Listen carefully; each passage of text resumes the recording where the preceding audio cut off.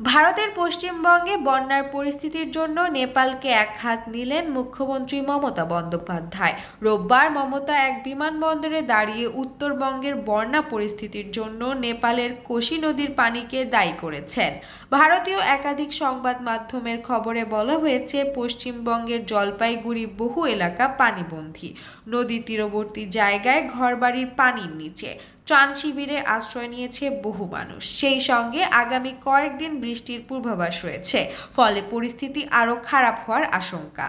এমন পরিস্থিতিতে মমতা বলেছেন, কোশি নদীর পানিতে উত্তরবঙ্গের বহু এলাকা ডুবছে। সেই পানির বিহার দিয়ে বাংলায় প্রবেশ করছে, আর অন্যদিকে সংকোশ নদীর পানি বৃদ্ধিতে মালদহে বন্যা হয়েছে। পশ্চিমবঙ্গের মুখ্যমন্ত্রী আরও বলেন, কোশি নদীর পানিতে বিহারের এবার বন্যা পরিস্থিতি। 5 লাখ কিউসেক পানি ছাড়া হয়েছে, আর বিহার হয়ে এ রাজ্যে উত্তরের দিকটি পানি ঢুকছে। দক্ষিণ দিনাজপুরেও বন্যা হতে পারে, সতর্ক থাকতে বলা হয়েছে।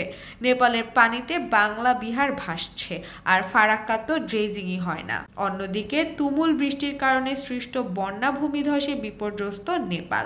দেশটির আবহাওয়া ব্যুরো বলেছে, রাজধানীতে 24 ঘন্টায় রেকর্ড বৃষ্টি হয়েছে। 1970 সালের পর এটি সর্বোচ্চ।